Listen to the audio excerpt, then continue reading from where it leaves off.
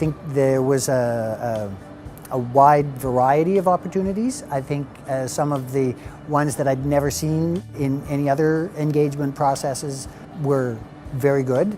The boards at the LRT stations where people could write down their comments, I thought that those were really effective. Where they went out directly to locations, I thought was very useful. And I do think that there was a lot of opportunity for the public to be informed and to provide their feedback.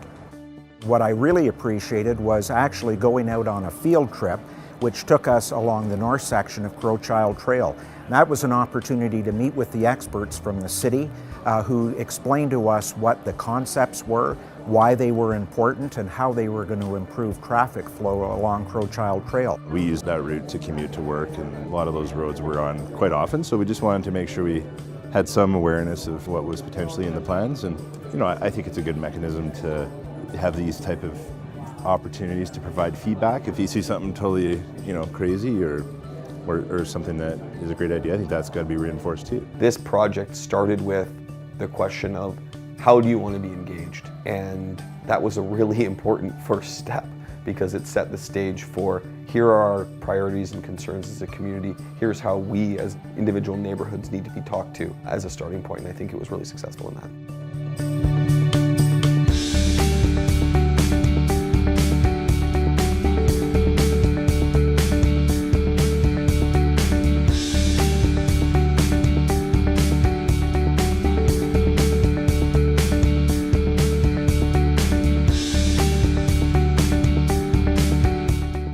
Talked about everything from detailed changes like how lights might be changed or eliminated or added. We've talked about tunnels, we've talked about overpasses, but we've also talked about options like very minimal changes or even introducing boulevard-style additions, especially between Kensington and Fifth Avenue.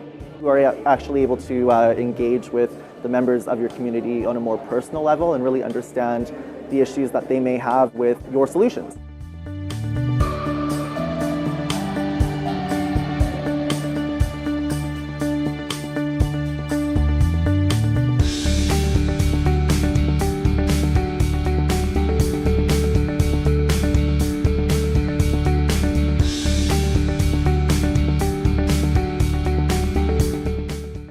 Obviously far more expensive or challenging ones have been put over there, and that's nice to see that they're still showing everybody what was talked about and that may not have made the cut, but I think most of the options are reasonable. What impresses me so much is we're showing the ideas that we're hearing and what we think of them, whether they have merit, whether they are fodder for future study, and we're showing that we're listening and that thought process, and that's so important, and I hope it's a model for other engagement processes in the city.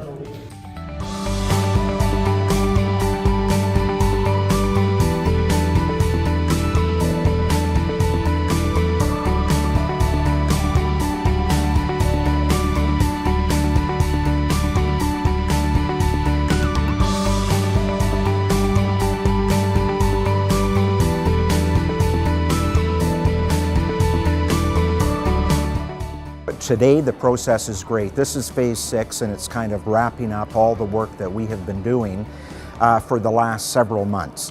And I have to say that this process has been exemplary.